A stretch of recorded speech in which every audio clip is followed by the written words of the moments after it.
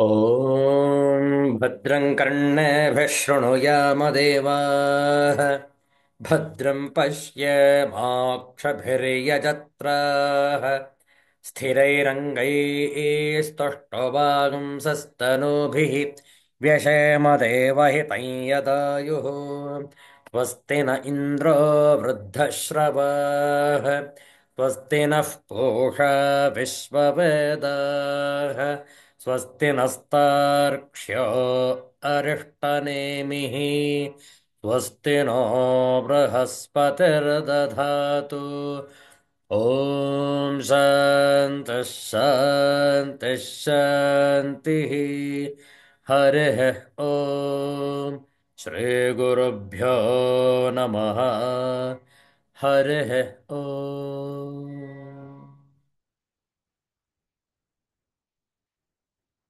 Universal prayer. Let's chant this together. O hidden life, vibrant in every atom. O hidden light, shining in every creature. O hidden love, embracing all in oneness. May each who feels himself as one with thee know he is also one with every other. Om Shanti, Shanti, Shanti.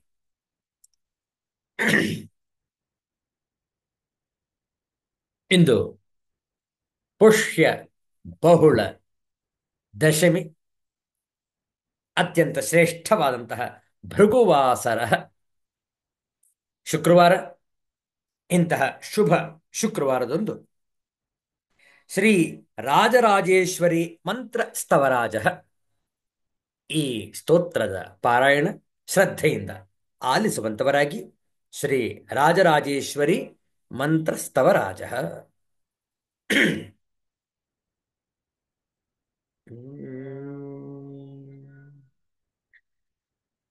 ह्रीं बीजागतनादबिन्दुभरिता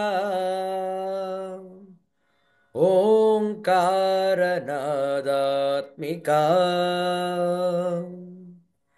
ब्रह्मानन्दघनोदरीं गुणवतीं ज्ञानेश्वरीं ज्ञानदा इच्छाज्ञानकृतिं मही गन्धर्वसंसेविता श्रीचक्रप्रियबिन्दुतर्पणपरा श्रीराजराजेश्वरी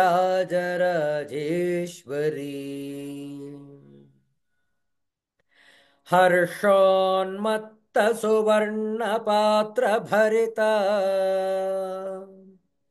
पीनोन्नतां घूर्णिताम् हुङ्कारप्रियशब्दजालनिरता सारस्वतोल्लासिनी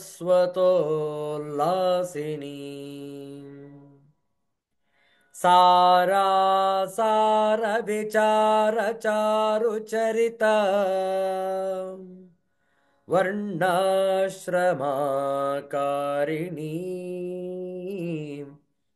श्रीचक्रप्रियबिन्दुतर्पणपरा श्रीराजराजेश्वरी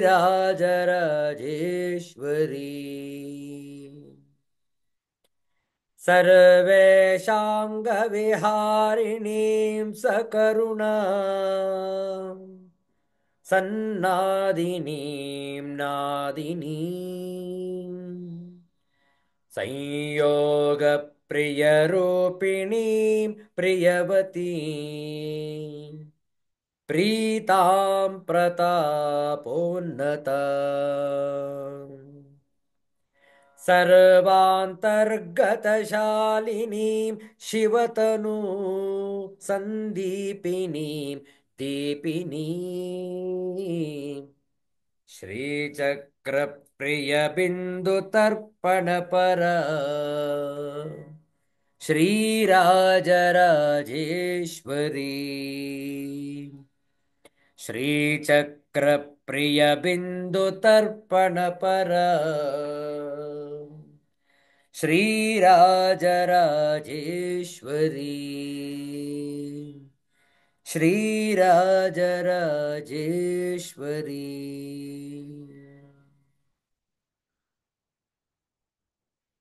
ಒಂದು ಸುಂದರವಾದ ಸಂಸ್ಕೃತದ ಶ್ರೀ ಶರಾ ಶ್ರೀ ಶಾರದಾ ಭಜನೆಯನ್ನು ಮಾಡೋಣ. ಸಾಹಿತ್ಯವನ್ನು ಪರದೆಯ ಮೇಲೆ ಹಂಚಿಕೊಡುತ್ತೇವೆ. ತಾವು ಸಾಹಿತ್ಯವನ್ನು ನೋಡಿಕೊಂಡು ನಾವು ಹೇಳಿಕೊಟ್ಟ ನಂತರ ತಾವು ಪುನರಾವರ್ತಿಸಬಹುದು, ಹಾಡಬಹುದು. ಶಾರದಾ ಭಜನೆ. ಭಜನೆಗೂ ಮುನ್ನ ಒಂದು ಶಾರದಾ ಶ್ಲೋಕ.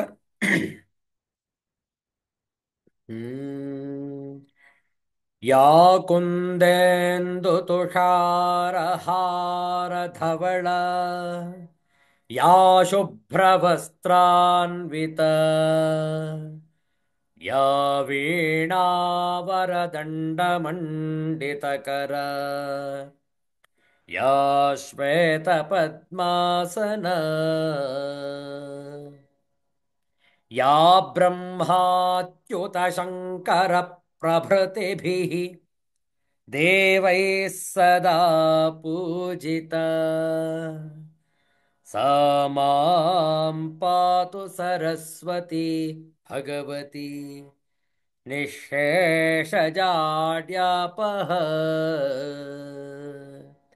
निःशेषजाड्यापः.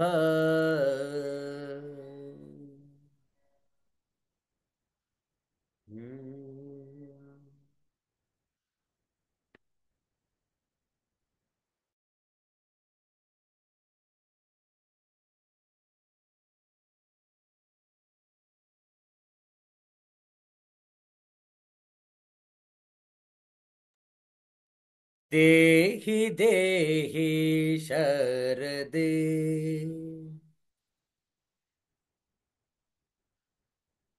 ಜ್ಞಾನಂ ದೇಹಿ ಸರ್ವದೇ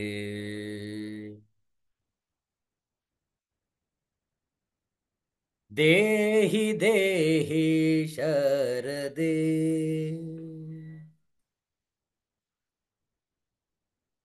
ಜ್ಞಾನಂ ದೇಹಿ ಸರ್ವದೇ.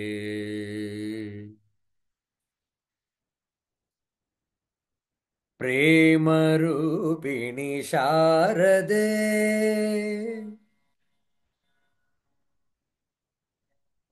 ಯೋಗಂ ದೇಹಿ ಸರ್ವದೇ.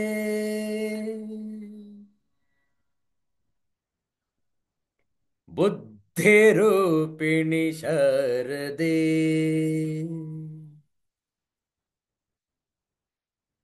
ಮೋಕ್ಷಂ ದೇಹಿ ಸರ್ವದೇ.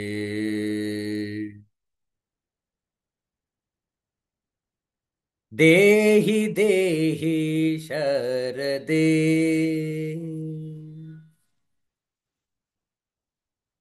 ಜ್ಞಾನಂ ದೇಹಿ ಸರ್ವದೇ.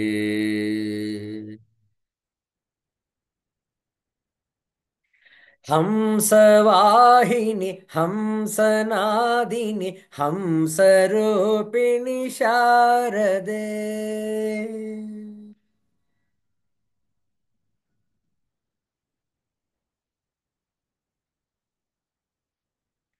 ಹಂಸವಾಹಿನಿ ಹಂಸನಾದಿನಿ ಹಂಸರೂಪಿಣಿ ಶಾರದೆ.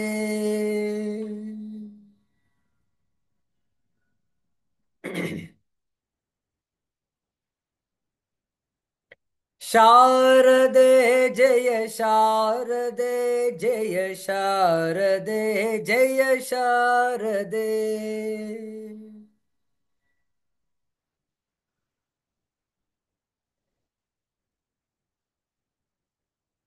ಶಾರದೆ ಜಯ ಶಾರದೆ ಜಯ ಶಾರದೆ ಜಯ ಶಾರದೆ.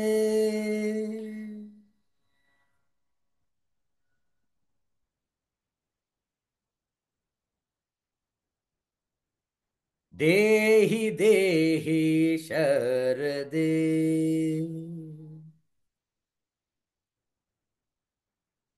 ज्ञानन्देहि सर्वदे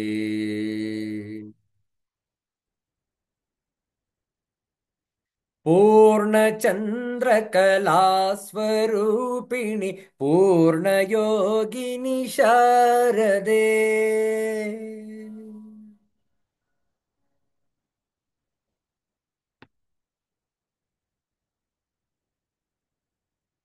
पूर्णचन्द्रकलास्वरूपिणि पूर्णयोगिनि शारदे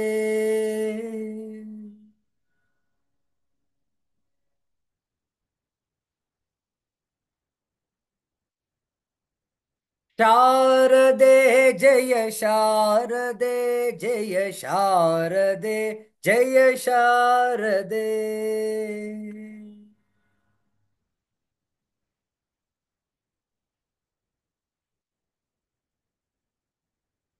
शारदे जय शारदे जय शारदे जय शारदे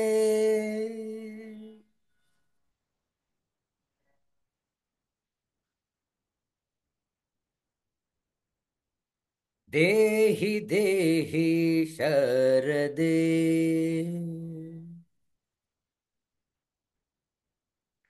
ज्ञानं देहि सर्वदे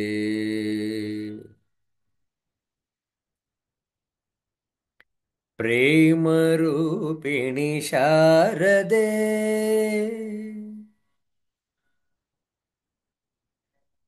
योगं देहि सर्वदे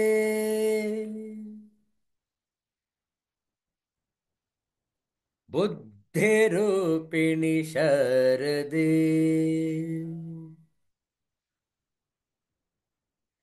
मोक्षं देहि सर्वदे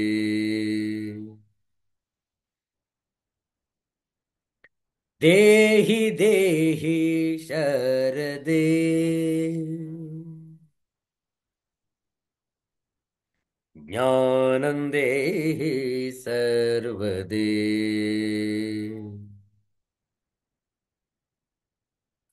ज्ञानं देहि सर्वदे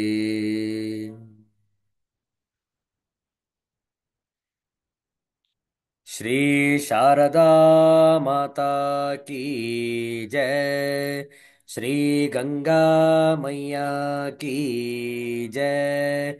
श्री गो माता की जय। गोविंद नाम संकीर्तनम गोविंद गोविंद। सिद्धांत अवधूत चिंतन श्री गुरुदेव दत्त। जय जय रघुवीर समर्थ श्री सद्गुरुनाथ महाराज की जय। हर हर नमः पार्वती पतये। हर हर महादेव शंभो। ವಿವೇಕ ಚೂಡಾಮಣಿಯ ಕೆಲವು ಶ್ಲೋಕಗಳ ಪಾರಾಯಣ. 208ನೆಯ ಶ್ಲೋಕದಿಂದ ಆರಂಭ. ಪ್ರತಿಯೊಂದು ಶ್ಲೋಕವನ್ನು ಕೂಡ ಹೇಳಿಕೊಡ್ತೇವೆ, ತಾವು ಪುನರಾವರ್ತಿಸಬಹುದು. ಪ್ರಾರಂಭದಲ್ಲಿ ಮಂಗಳಾಚರಣ ಶ್ಲೋಕ. ಸರ್ವ ವೇದಾಂತ ಸಿದ್ಧಾಂತ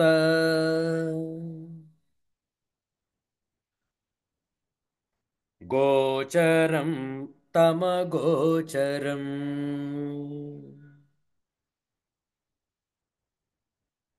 ಗೋವಿಂದಂ ಪರಮಾನಂದಂ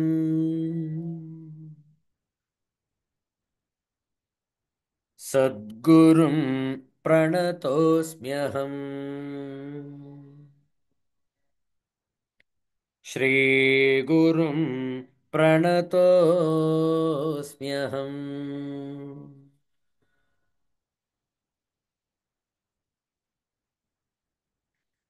आनन्दमयकोशस्य सुषुप्तौ स्फूर्तिरुत्कटा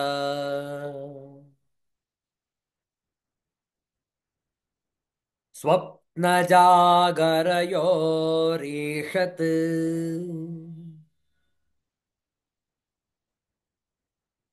इष्टसन्दर्शनादिना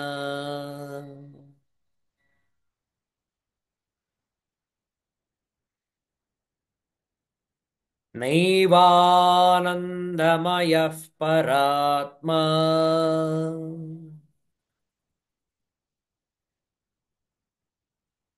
सोपाधिकत्वात् प्रकृतेर्विकारात्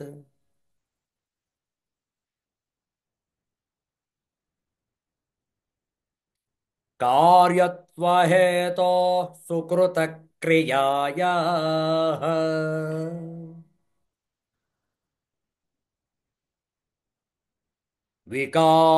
विकारसङ्घात समाहितत्वात्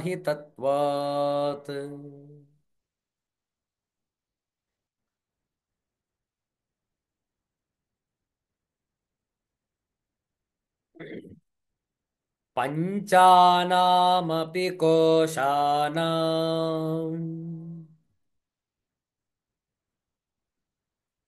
निषेधे युक्तितः श्रुतेः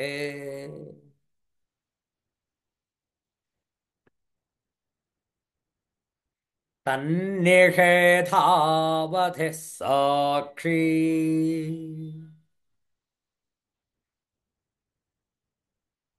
बोधरूपोऽवशिष्यते।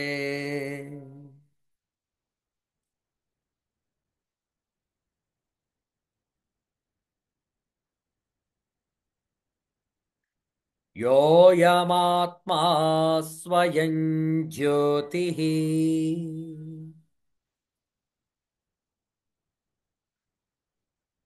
पञ्चकोशविलक्षणः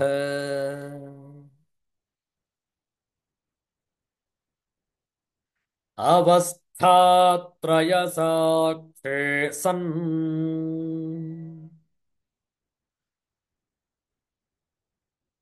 निर्विकारो निरञ्जनः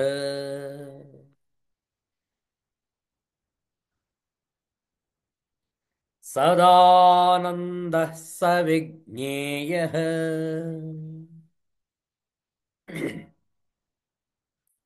स्वात्मत्वेन विपश्चित।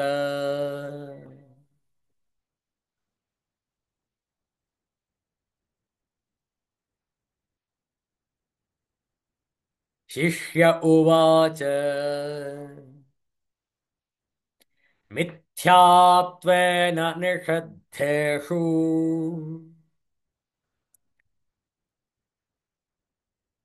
कोशेष्वेतेषु पञ्चसु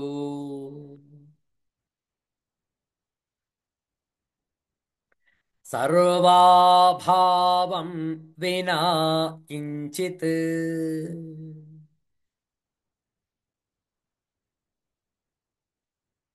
न पश्याम्यत्र हे गुरो।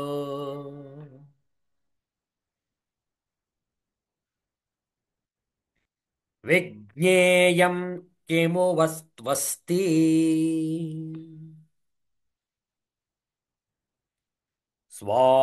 स्वात्मनात्र विपश्चिता।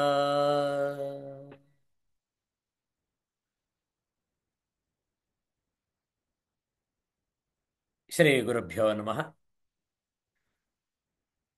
ಇಲ್ಲಿಯವರೆಗೆ ಪಂಚಕೋಶ ವಿವೇಕವನ್ನು ಮಾಡಿ ಆ ಪಂಚಕೋಶಗಳನ್ನೂ ಕೂಡ ಅಲ್ಲಗಳೆದು ಪಂಚಕೋಶಾತೀತನಾದಂತಹ ಆತ್ಮಸ್ವರೂಪವನ್ನು ಮನಗಾಣಬೇಕು ಎಂದು ಆತ್ಮಸ್ವರೂಪವನ್ನು ವರ್ಣಿಸಲಾಯಿತು. ಆದರೆ ಶಿಷ್ಯನಲ್ಲೊಂದು ಪ್ರಶ್ನೆ. ಹೇ ಗುರೋ, ಹೇ ಗುರುದೇವ್, ಎಲ್ಲವನ್ನು ಅಲ್ಲಗಳೆದ ನಂತರ ಏನು ಉಳಿಯೋದೇ ಇಲ್ವಲ್ಲ, ನಾವು ಹೇಗೆ ಆತ್ಮದರ್ಶನವನ್ನು ಮಾಡುವಂಥದ್ದು? ಯಾವ ವಸ್ತುವನ್ನು ನಾವು ಹಾಗಾದರೆ ಆತ್ಮನೆಂದು ತಿಳಿದುಕೊಳ್ಳಬೇಕು, ಅರಿತುಕೊಳ್ಳಬೇಕು. ಯಾಕಂದ್ರೆ ಎಲ್ಲ ಅಲ್ಲಗಳದಾಯ್ತಲ್ಲ. ಇದಲ್ಲ ಇದಲ್ಲ, ನ ಇತಿ ನ ಇತಿ. ವಿಚಾರ ಮಾಡಿ. ಶಿಷ್ಯನ ಪ್ರಶ್ನೆ ಹೇಗಿದೆ ಅಂದ್ರೆ, ಒಂದು ಉದಾಹರಣೆಯ ಮೂಲಕ ತಿಳಿದುಕೊಳ್ಳೋಣ. ಆಗ ನಮಗೆ ಆ ಶಿಷ್ಯನ ಪ್ರಶ್ನೆಯಲ್ಲಿ ಏನು ಮರ್ಮ ಅಡಗಿದೆ ಗೊತ್ತಾಗುತ್ತೆ. ಶಿಷ್ಯನ ಪ್ರಕಾರ ಪಂಚಕೋಶಗಳನ್ನು ಅಲ್ಲಗಳೆದಾಗ ಏನು ಉಳಿಯುವುದಿಲ್ಲ ಅನ್ನುವಂಥದ್ದು ಶಿಷ್ಯನ ಅಭಿಪ್ರಾಯ. ಹೌದಲ್ಲ? ಹೇಗೆ? ಉದಾಹರಣೆಗೆ, ಶಿಷ್ಯನ ಕೈಯಲ್ಲಿ 5 ಬಾಳೆಹಣ್ಣುಗಳು ಇದೆ. ಉದಾಹರಣೆಗೆ ನೋಡಿ, ಶಿಷ್ಯನ ಕೈಯಲ್ಲಿ ಎಷ್ಟಿದೆ? 5 ಬಾಳೆಹಣ್ಣುಗಳನ್ನು ಇಟ್ಕೊಂಡಿದ್ದಾನೆ. ಆ ಒಂದೊಂದು ಬಾಳೆಹಣ್ಣು ಕೂಡ ಒಂದೊಂದು ಕೋಶಕ್ಕೆ ಸಮ. ಒಂದು ಬಾಳೆಹಣ್ಣನ್ನು 5 ಬಾಳೆಹಣ್ಣು ಇಟ್ಕೊಂಡಿದ್ದ ಎಡಗೈಯಲ್ಲಿ, ಬಲಗೈನಿಂದ ಒಂದು ಬಾಳೆಹಣ್ಣನ್ನು ತೆಗೆದುಕೊಂಡ. ಇದು ಅನ್ನಮಯ ಕೋಶ, ಇದು ಆತ್ಮಸ್ವರೂಪ ಅಲ್ಲ, ಪಕ್ಕದಲ್ಲಿಟ್ಟ. ಎರಡನೇ ತಗೊಂಡ, ಇದು ಪ್ರಾಣಮಯ ಕೋಶ, ಪ್ರಾಣಮಯ ಕೋಶ ಕೂಡ ಆತ್ಮಸ್ವರೂಪ ಅಲ್ಲ, ಆದ್ರಿಂದ ಅದನ್ನು ಕೂಡ ಇಟ್ಟಿದ್ದಾಯಿತು.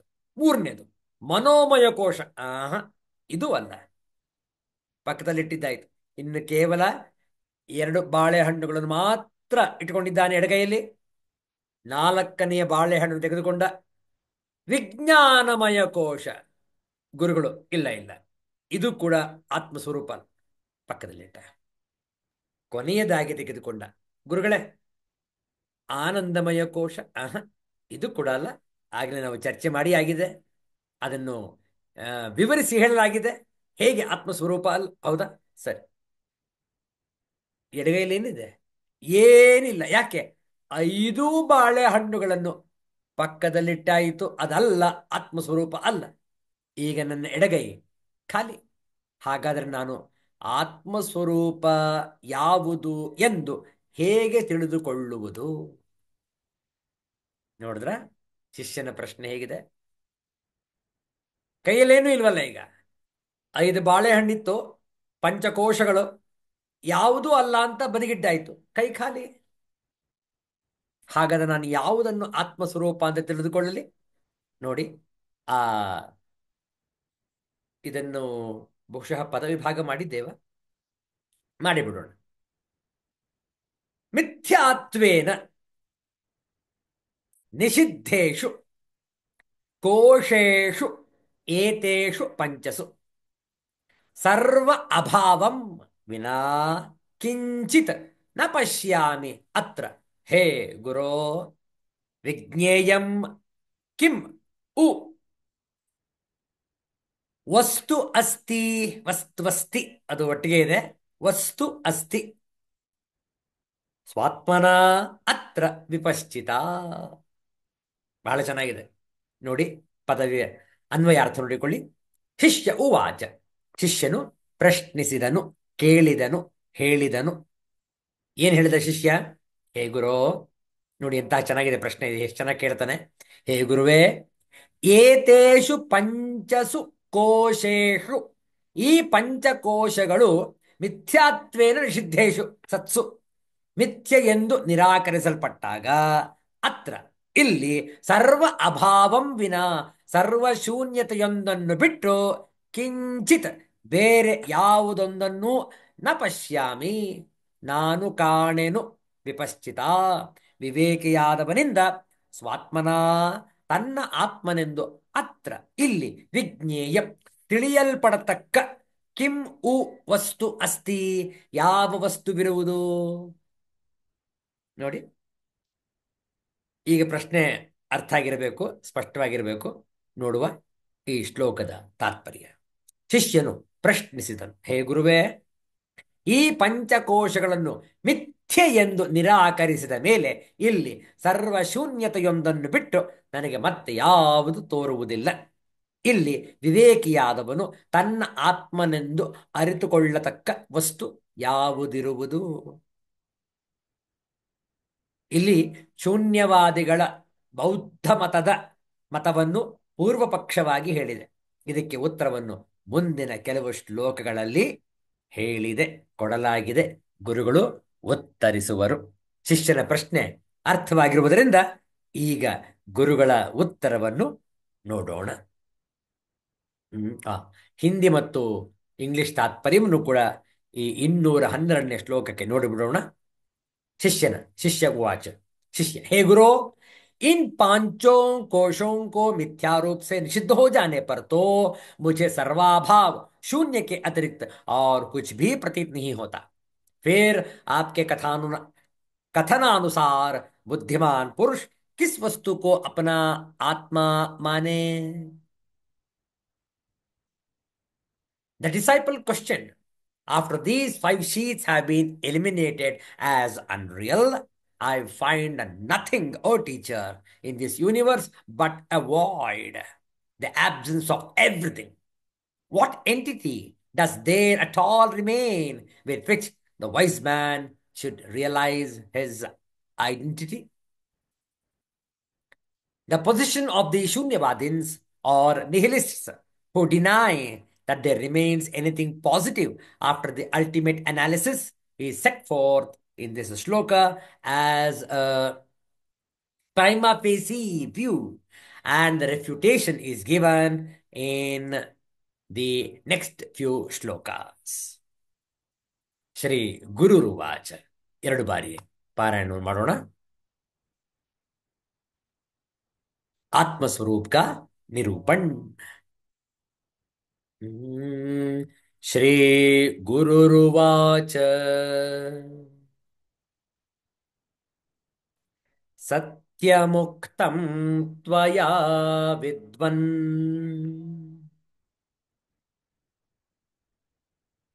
निपुणोऽसि विचारणे।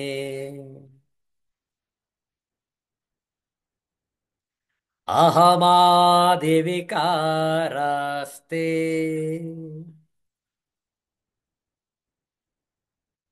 तदभावोऽयमप्यथ।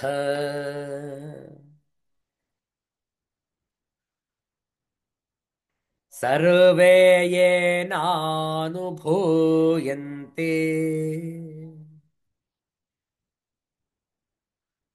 यः स्वयं नानुभूयते।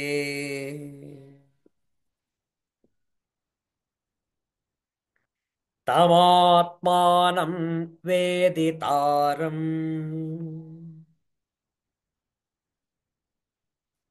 विद्धि बुद्ध्या सुसूक्ष्मया।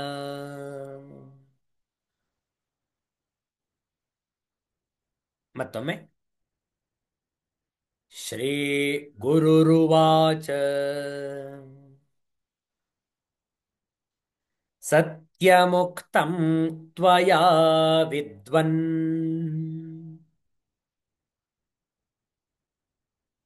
निपुणोऽसि विचारणे।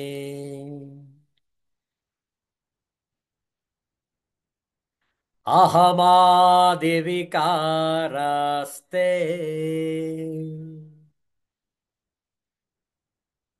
तदभावोऽयमप्यनु।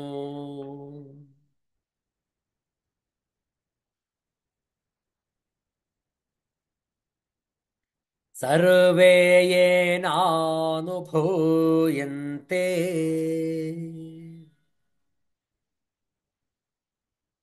यः स्वयं नानुभूयते।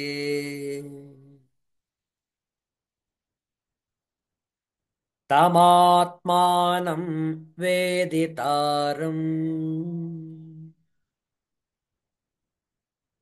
विद्धि बुद्ध्या सुसूक्ष्मया।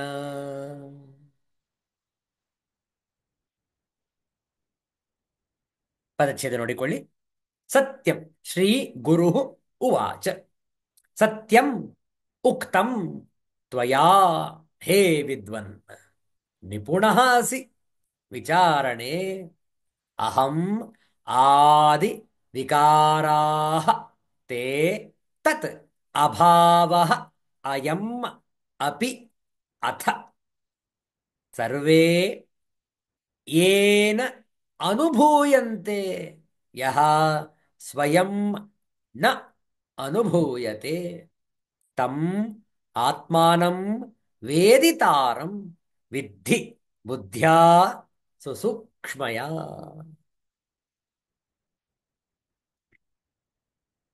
ಅನ್ವಯಾರ್ಥ ನೋಡಿಕೊಳ್ಳಿ. ಶ್ರೀ ಗುರು ಉವಾಚ, ಹೇ ವಿದ್ವನ್, ಹೇ ವಿವೇಕಿಯೇ, ತ್ವಯಾ ನಿನ್ನಿಂದ ಸತ್ಯಂ ಉಕ್ತಂ, ಸತ್ಯವೋ ಹೇಳಲ್ಪಟ್ಟಿತು. ವಿಚಾರೇ, ವಿಚಾರ ಮಾಡುವುದರಲ್ಲಿ ನಿಪುಣಃ ಅಸಿ, ನೀನು ನಿಪುಣನಾಗಿರುವೆ.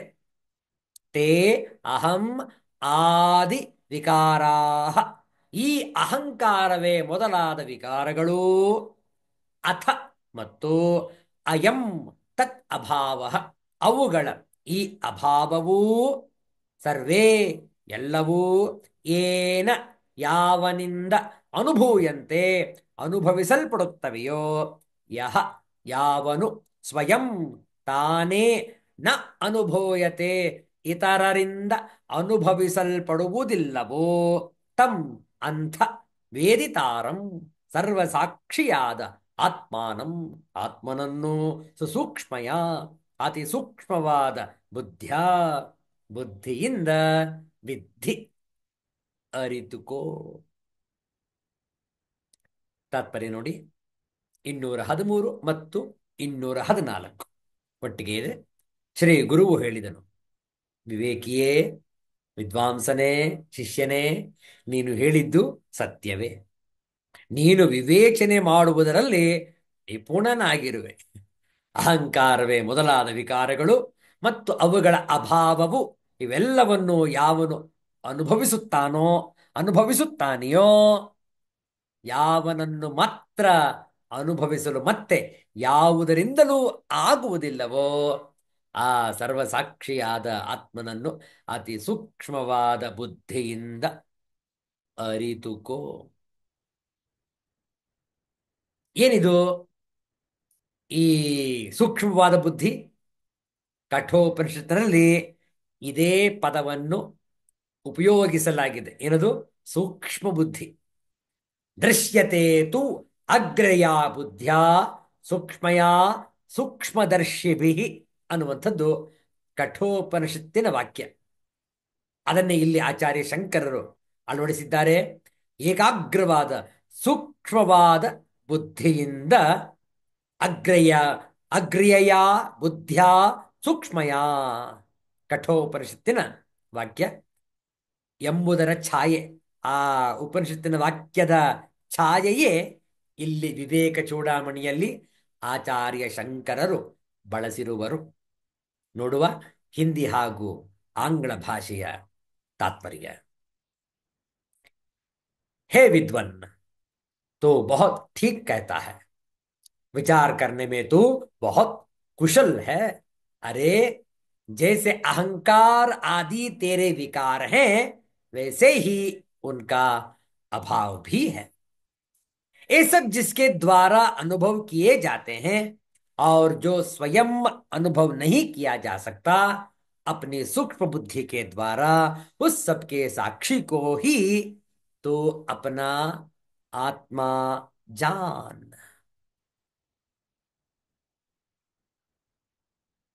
The Guru answered, thou hast rightly said, O learned one, thou art clever indeed in discrimination, that by which all those modifications such as egoism, etc., and their absence as well, which follows during deep sleep, are perceived, but which itself is not perceived.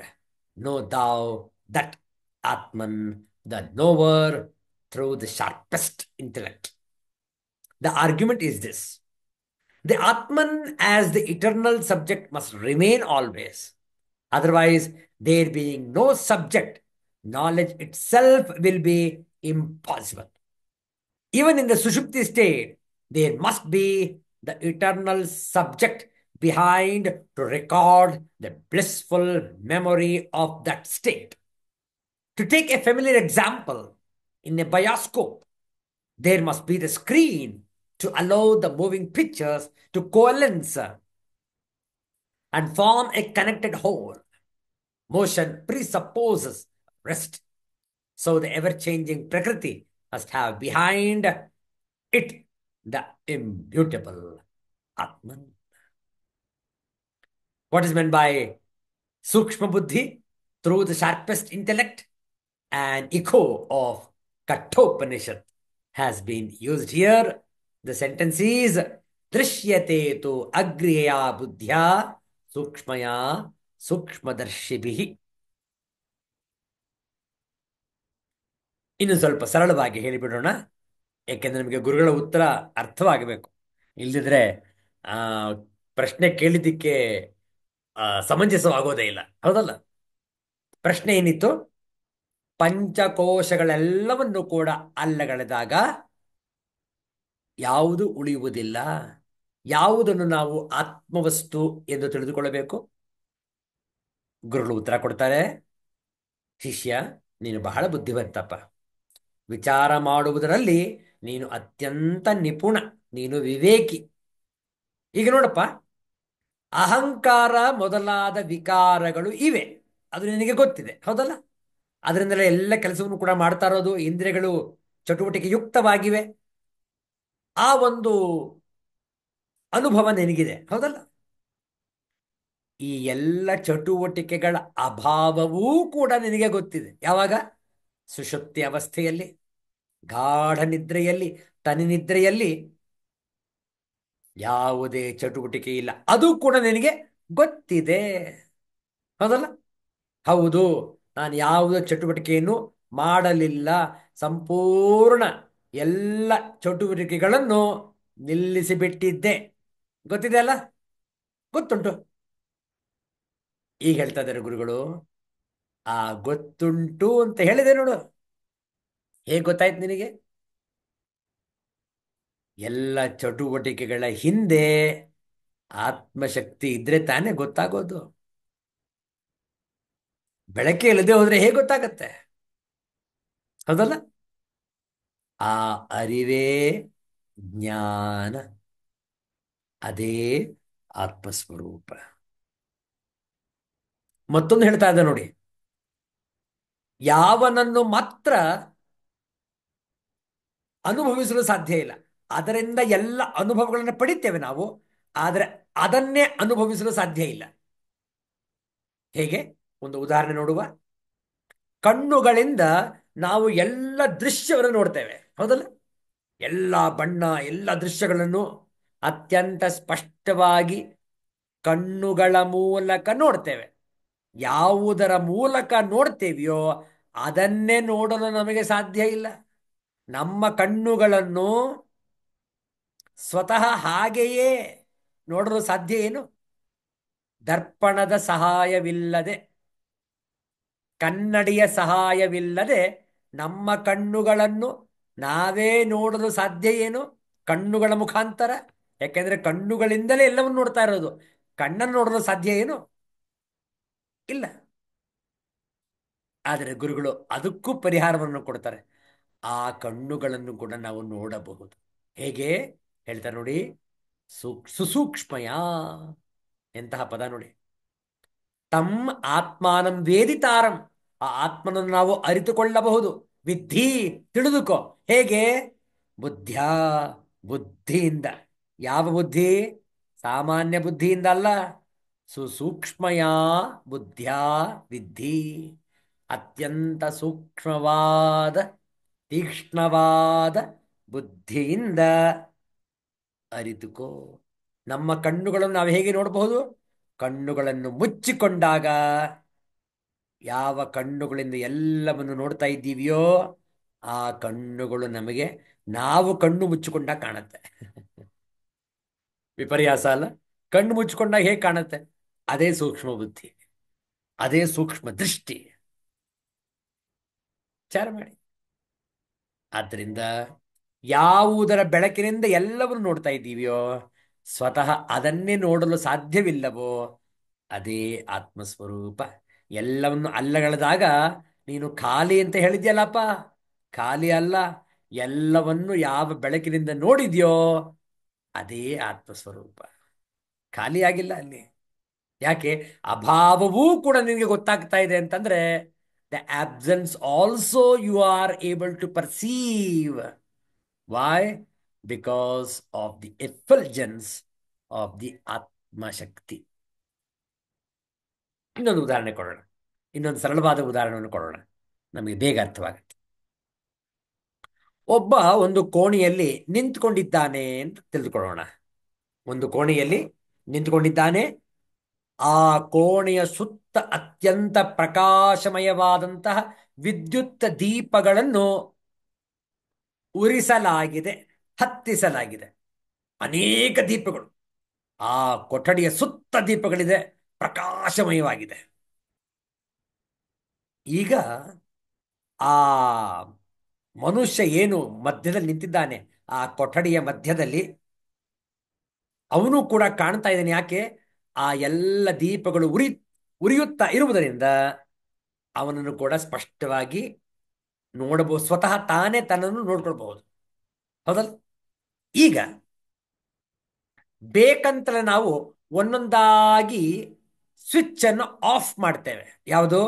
ಎಷ್ಟೊಂದು ದೀಪಗಳು ಉರಿತಾ ಇತ್ತೋ ಆ ಎಲ್ಲ ದೀಪಗಳ switch ಅನ್ನ of ಮಾಡ್ತಾ ಹೋಗ್ತೇವೆ. 1, 2, 3, 4, ಸುಮಾರು 10 ದೀಪಗಳು ಉರಿತಾ ಇತ್ತು. 10 ದೀಪಗಳನ್ನು ಕೂಡ ಈಗ ಆರಿಸಲಾಗಿದೆ. ಕಗ್ಗತ್ತಲೆ ಈಗ ಕೋಣೆ.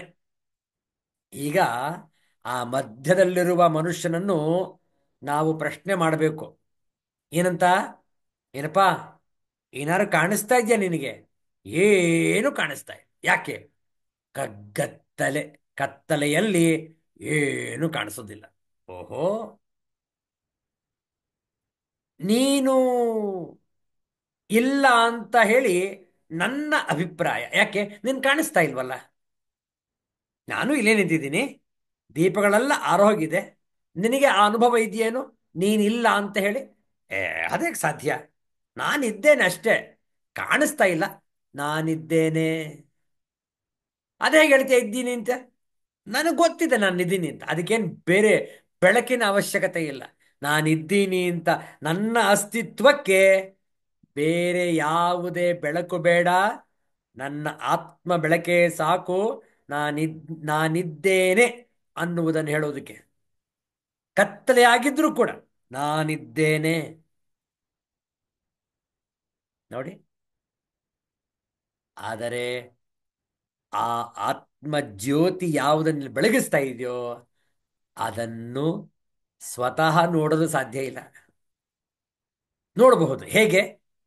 ಸೂಕ್ಷ್ಮಯ ಬುದ್ಧಿಯ ವಿಧಿ. ಅತ್ಯಂತ ಸೂಕ್ಷ್ಮ ಬುದ್ಧಿಯಿಂದ ಆತ್ಮನನ್ನು ಅರಿತುಕೊಳ್ಳಬೇಕು. ಹೇಗೆ? ಇನ್ನು ಮುಂದೆ ವಿಚಾರ ಮಾಡ್ತಾರೆ ಗುರುಗಳು. ಆ ವಿಚಾರದ ಧಾಟಿಯನ್ನು ಗುರುಗಳ ಮುಖಾಂತರವೇ ನಾವು ಕೂಡ ತಿಳಿದುಕೊಳ್ಳೋಣ. 215ನೆಯ ಶ್ಲೋಕ, ಇದನ್ನು ಪಾರಾಯಣ ಮಾಡಿ ಇಂದಿನ ಸತ್ಸಂಗವನ್ನು ಸಂಪನ್ನಗೊಳಿಸೋಣ. ಒಮ್ಮೆ ಹೇಳಿಕೊಡ್ತೇವೆ, ಪುನರಾವರ್ತನೆ ಮಾಡಿ. ತತ್ಸಾಕ್ಷಿಕಂ ಭವೇತ್ ತತ್ತತ್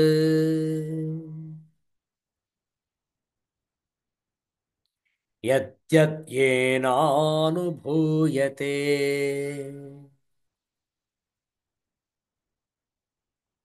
ಕಸ್ಯಾಪ್ಯನನುಭೂತಾರ್ಥೇ ಸಾಕ್ಷಿತ್ವಂ ನೋಪಯುಜ್ಯತೆ.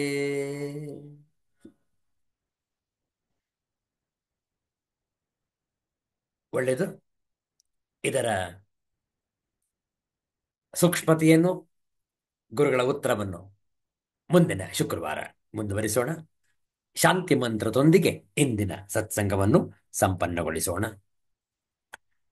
ಓಂ ಅಸತೋ ಮಾ ಸದ್ಗಮಯ ತಮಸೋ ಮಾ ಜ್ಯೋತಿರ್ಗಮಯ ಮೃತ್ಯೋರ್ಮಾ ಅಮೃತಂಗಮಯ. ಓಂ ಶಾಂತಿ ಶಾಂತಿ ಶಾಂತಿ. ಹರಿ ಓಂ. ಶ್ರೀ ಗುರುಭ್ಯೋ ನಮಃ. ಹರೇ ಓಂ. ಮತ್ತೆ ನಾಳೆ ದಿವಸ ಅತ್ಯಂತ ಪವಿತ್ರವಾದಂತಹ ಏಕಾದಶಿ ಏಕಾದಶಿ ವ್ರತವನ್ನು ಆಚರಣೆ ಮಾಡಿ ಅನುಷ್ಠಾನಾದಿಗಳನ್ನು ನೆರವೇರಿಸುತ್ತಾ ಪುನಃ ನಾಳೆ ಸಂಜೆ 7 ಗಂಟೆಗೆ ಭಗವದ್ಗೀತೆ ಅಧ್ಯಯನಕ್ಕಾಗಿ ಭೇಟಿಯಾಗೋಣ. ಎಲ್ಲರಿಗೂ ಒಳಿತಾಗಲಿ, ಎಲ್ಲರಿಗೂ ಶುಭವಾಗಲಿ. ಜೈ ಶ್ರೀ ಗುರುದೇವ ದತ್ತ.